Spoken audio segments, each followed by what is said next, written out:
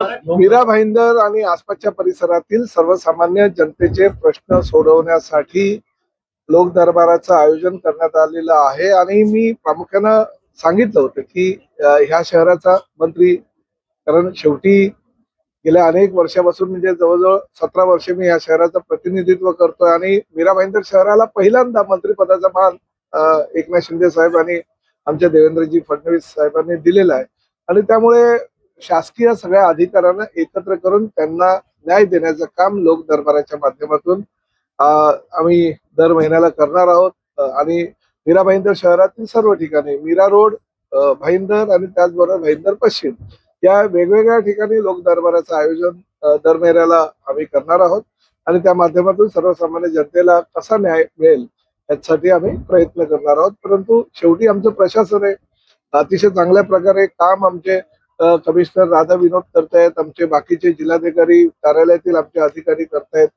पण तरी सुद्धा काही लोकांच्या तक्रारी असतील तर त्या तक्रारी लोक दरबारामध्ये सोडवणं काम हे मंत्री म्हणून माझा आणि महायुती सरकारचं आहे. त्यामुळे ह्या लोक दरबाराचं आयोजन करतात. या लोक दरबारामध्ये जास्त करून 7-11च्या तक्रारी वाटतात. काय म्हणाल आपण? सेल बनवलं नाही बघा, आता कसं आहे की मीरा भाईंदर शहरामध्ये मी आधीच म्हणालो होतो की फार मोठ्या प्रमाणात 7-11 कन्स्ट्रक्शन कंपनीनं आपलं जाळं पसरलेलं आहे आणि आता मला आमचा नुकसान झालं, आम्हाला फसवलं गेलं, आमचं म्हणजे जबरदस्तीने आमच्या प्लॉटवर कब्जा करण्यात आला, आमच्या जागेवर अतिक्रमण करण्यात आलं, आम्हाला हाकलण्यात आलं, अशा प्रकारच्या 4 ते 5 तक्रारी आलेल्या आहेत आतापर्यंत. जे 60 तक्रारी आहेत, अजून तर जवळजवळ 200-250 तक्रारी बाकी आहेत. हे त्यामध्ये अजून किती असतील. त्यामुळे हा निर्णय मी घेतलेला आहे की बाबा मीरा भाईंदर शहरामध्ये जर काही 7-11 कन्स्ट्रक्शनचा एवढा मोठा जो व्याप आहे आणि त्या व्यापामुळे जर सर्वसामान्य नागरिक भरडले जात असतील, त्यांना न्याय मिळत नसेल, भूमिपुत्रांना जर जमिनीच्या बाहेर काढले जात असेल तर त्यांना न्याय देण्यासाठी मी एक माझ्या स्वखर्चानं एक रिटायर्ड वास्तुविशारद रिटायर्ड आमच्या ULCचे अधिकारी, रिटायर्ड आमचे महानगरपालिकेचे अधिकारी, एक 7-8 लोकांचा एक आणि वकील त्यांच्यासोबत आणि चांगल्या प्रकारची एक टीम तयार करतो, जेणेकरून सर्वसामान्य जनतेवर जर अन्याय ह्या 7-11 कन्स्ट्रक्शन कंपनीच्या माध्यमातून होत असेल तर त्यांनी माझ्या त्या ऑफिसमध्ये तक्रार दाखल करावी, म्हणजे जेणेकरून आम्ही राज्य शासनाकडे म्हणजे महापालिका असू द्या, जिल्हाधिकारी असू द्या, ULC असू द्या किंवा पोलीस असू द्या, आमच्या त्या एक स्वतंत्र सेल निर्माण करतोय मीरा भाईंदर शहरातील नागरिकांसाठी.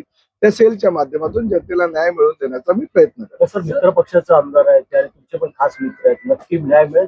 नाही बघा, कसं आहे, मित्रपक्षाचे आमदार आहेत ही कल्पना मला आहेत, अडचणी आहे हे तेही मी मान्य करतो.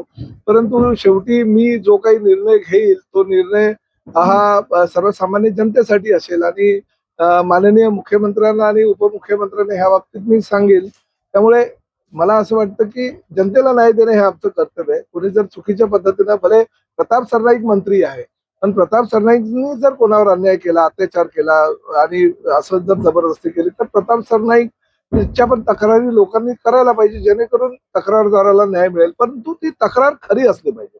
कोणी उठून येईल आणि आमदार आहे आणि मंत्री आहे म्हणून तक्रार करायचं ते पण योग्य नव्हे. काल मित्रांनी नरेंद्र मेहता यांनी असं वक्तव्य केलेलं आहे की तुम्हाला ड्रायव्हर म्हणून ठेवा, तुम्हाला भांडी कशाला ठेवा.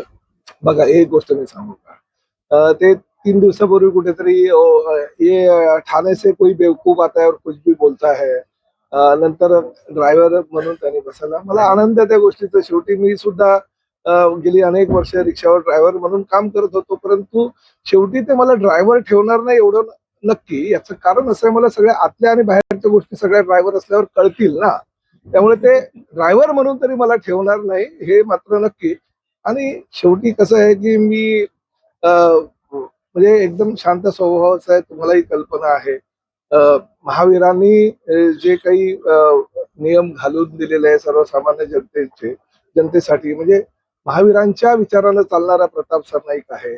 परंतु शेवटी माझे शिवसैनिक छत्रपती शिवाजी महाराज आणि महाराणा प्रतापांच्या विचारानं चालणारे आहेत. त्यामुळे भविष्यामध्ये मी तरी महावीरांच्या विचारानं पूर्वेशलाही ते खटकलेलं आहे, शिवसैनिकांनाही खटकलं, पूर्वेशला तर लेटरही दिलेलं आहे.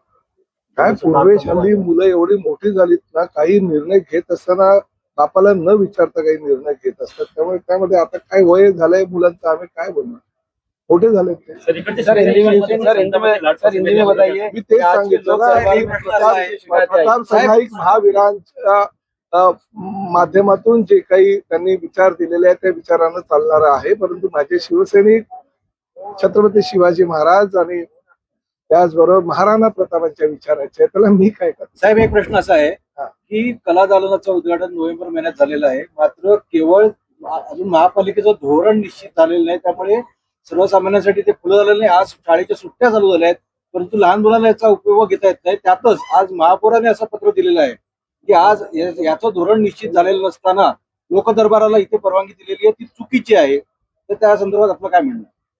नाही, ते मला काही पत्र अजून मी बघितलेलं नाही, परंतु नक्कीच सर्वसामान्य जनतेसाठी एकनाथ शिंदे साहेब मुख्यमंत्री असताना जवळजवळ 150 कोटीहून जास्त निधी ह्या स्वर्गीय शिवसेना प्रमुख बाळासाहेब ठाकरे कलादालनाला खर्च करण्यात आलेला आहे.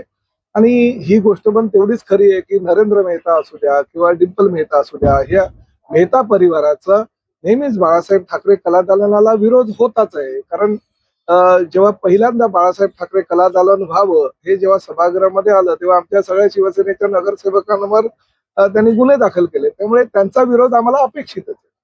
सर हिंदी सर, हिंदी में बताइए. आज जिस तरीके से लोग दरबार